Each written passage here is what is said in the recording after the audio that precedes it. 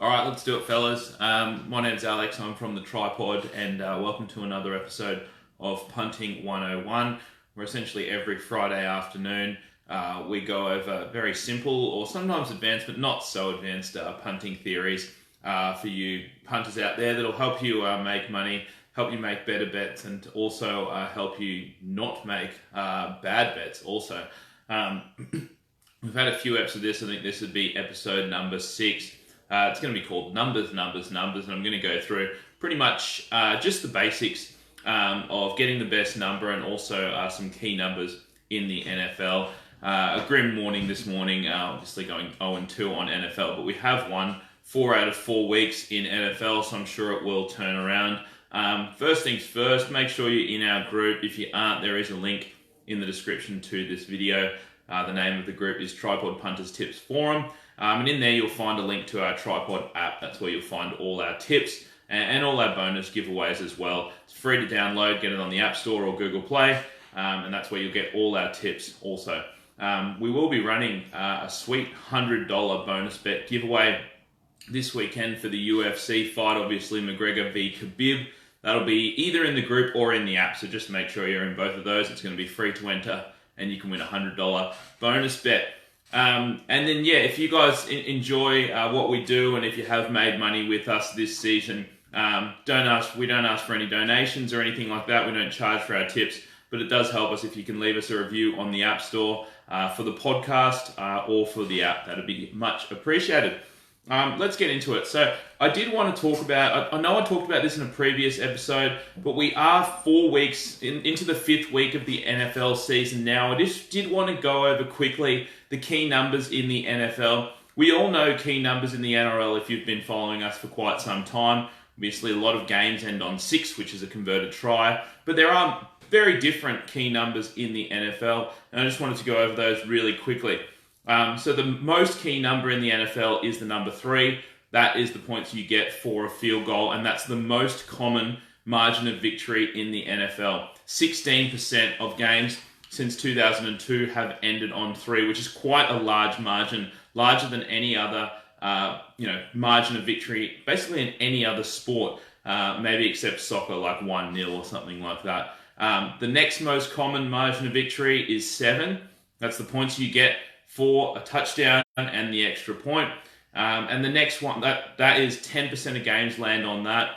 And the next one is 10. That's obviously a touchdown and a field goal to land on 10. And that's 6% of the time the games land on that. And it is important because you do need to be aware of what the key numbers are. Like everyone, when we're betting the NRL, we've done it for season upon season. You guys probably have too. You kind of know it's like, if you're catching plus 5.5 with a team, you know that's much worse than getting plus 6.5. But some people don't quite know that in the NFL. It's like you see a team, plus 2.5, that's fine, I'll grab that. But plus 3 or plus 3.5 is so much better. It is the most key number in sports betting, and you do need to be aware of it. One more thing I did want to mention is getting the best number. It is so vitally important in the NFL to get the best number. We all know that NFL is a very sharp sport. A lot of professional bettors bet on the NFL, and generally, actually almost always, the number closes where it should. It's a liquid market. You've got people betting it. More than likely, the closing number is going to be the number where it should be. So you have to get in early for those ones. And I did want to say the value of getting in early and getting the best number. Just 3 examples from last week's NFL. So the Rams played the Vikings Thursday night. The line opened 6.5. Vikings favored by 6.5. The line closed 7.5. The game lands on 7. So if you got the Rams early, you won. If you got the Rams late, you lost. And vice versa with the Vikings. The exact same thing with the Bengals. They were plus 5.5 point underdogs to open the week. They closed plus 3.5. So obviously money flooded on them. We were on the Bengals as well. And yes, they did end up winning outright. However, they were plus 5.5 to start the week. They were losing by 5 points on the final drive. So if you had plus 5.5, you didn't even care. You were going to win at that point anyway, whatever happened. But if you had plus 4.5 or plus 3.5, you were sweating. knowing that they had to go for a touchdown to win the game. And you did end up winning, but 80% of the time they're not going to score a touchdown on that final drive. I do have a brew, Richard. Sorry, I've got one here. Don't you worry. And the last one, finally, and this one was pretty important in our group because a lot of people did bet on this one. Was the Chiefs-Broncos game on Tuesday night. Sorry, the Chiefs opened 4.5-point favourites. The Broncos were the sharp side. We were on the Broncos, and we did get the opening number of 4.5 plus 4.5. That got bet all the way into 3.5, and of course the game lands 4. So if you got plus 4.5, you won. If you got plus 3.5, you lost. And I saw multiple bet slips just before the game, or within 24 hours before the game, with people betting Broncos plus 3.5, and you could have gotten 4.5 earlier in the week. It is vitally important. I'm telling you, you can't just go out there, especially with the NFL, where you have quite a few key numbers, and 4 is a relatively key number. You can't just say to yourself, "Oh, I'm going to grab the 3.5." You have to look around. Not only do you have to look around, you have to get the best of the number.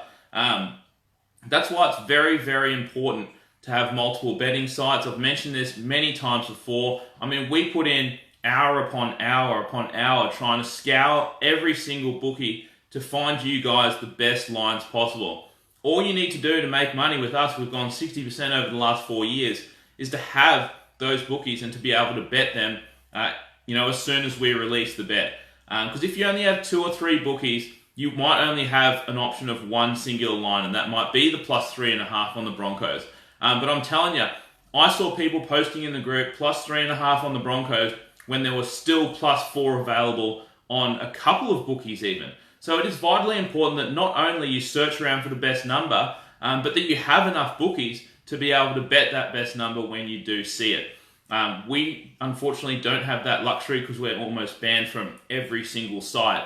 But most of you guys should be able to have at least 5 or 6 bookies at your disposal, and you should be able to get a decent price, when it comes up.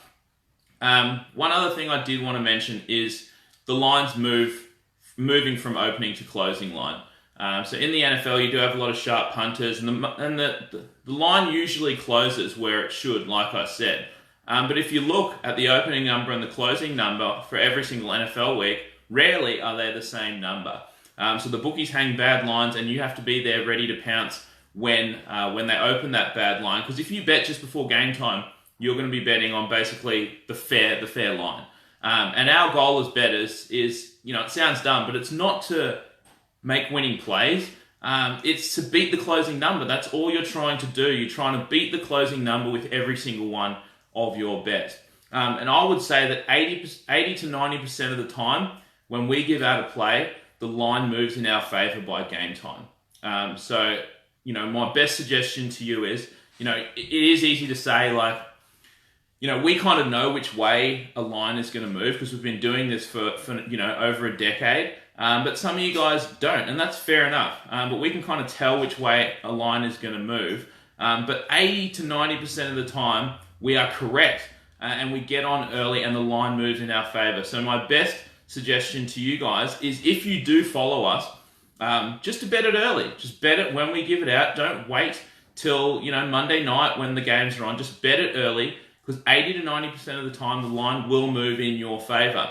And the 10 to 20% of the time that it doesn't, well, that's too bad. But the worst thing you can do is wait until just before game time and say, "Oh, fuck, better put my bets on."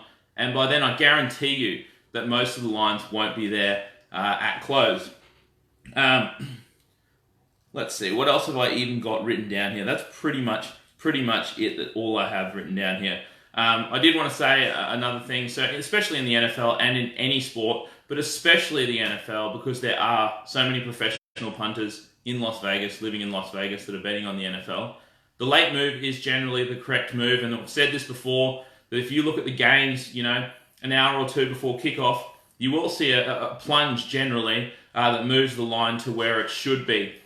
So you can track yourself as well. Just write down your bets, or you'll have them in the bet slip. Just take a note of what number you got, and then kind of see the direction that the line goes just before kickoff and throughout the week as well. And if you can beat the closing number more often than not, you will make money.